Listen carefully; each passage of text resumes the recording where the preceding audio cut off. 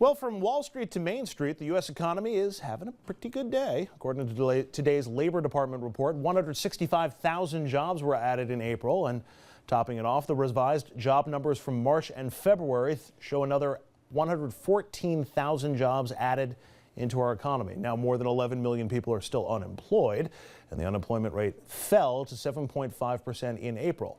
Before the recession hit, just for sake of comparison, the unemployment rate was 4.5%. Those were the days. So there are some reasons to smile, but if you take a closer look at the numbers, you see that the unemployment rate remains high among the youngest segments of the population. 20 to 24-year-olds, your unemployment rate is 13%. A recent report from Demos called Stuck takes a look at young America's persistent jobs crisis.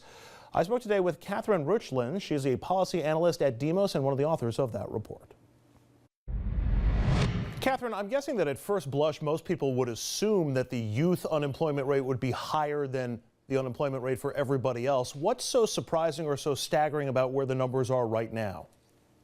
Well, the youth unemployment rate is much higher than the rest of the population, and that's because we're talking about a group of people who are just beginning to build their career. And that's why the labor market's so important for them and why growth in the labor market is so important. They need to establish the kind of networks, the kind of professional networks that will lead them to better jobs in the future. The problem with the youth unemployment now is that there's no opportunities to make that happen. Young people have high unemployment rates, but they have persistently high unemployment rates. Their unemployment rates really haven't budged as the rest of the economy's recovered. Why is the youth unemployment rate so high? Is it that those jobs are being filled by older, more experienced workers? To some degree, yes. The jobs that are being added to the economy are in the kind of sectors that typically employ young people. Retail jobs, food service jobs, those kinds of industries really like to hire young people because young people are energetic and dynamic, they provide good services, they can be counted on. But when an employer has a glut of unemployed workers to choose from, they may choose an older worker who maybe has to support a family or a worker who has a college education before they turn to the other populations. I'm sure folks watching at home can figure out for themselves the impact on the individual younger workers or out of work potential workers. What's the wider impact on the labor force and our society as a whole, both in the short term and if this continues for years to come? Well, you know, the young adult population of today is really the population in their prime working years of tomorrow. So these young people really need to be able to establish a career pathway that will allow them to build a middle-class existence, that will allow them to improve their standard of living and their quality of life. And that's not happening. That means that in the future, our main workforce will be earning less, they'll be in jobs that may be less fulfilling, and it'll be a drag on the economy in the long term. So, Catherine, what's the remedy for this? Is this something that government can get involved in to try to fix? Is this something that individual companies are going to have to come around to? How do we solve this?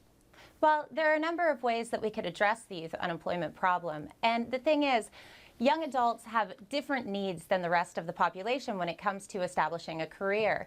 So any kind of fix that applies to the overall unemployment rate would really have to be targeted specifically for young people.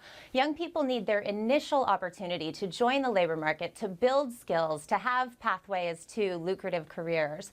And those kinds of things are much more difficult for young people to materialize by themselves.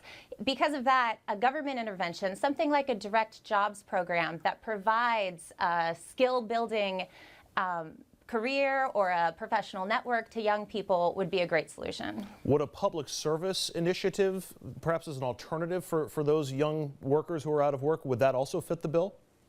Absolutely, and any kind of direct jobs program would be a public service. We could put young people in jobs that provide the services that their communities need, because the places where unemployment is the biggest problem are the same communities that have the biggest needs for services. All right, Ruetschlin, policy analyst at Demos and one of the authors of the new Demos report. Thanks very much, Catherine. Thanks very much. Time for a quick break. When we come back, a brand new segment here on RFL, New York, New York. All the Empire State politics you need in just a few New York minutes. That's next. Stay with us.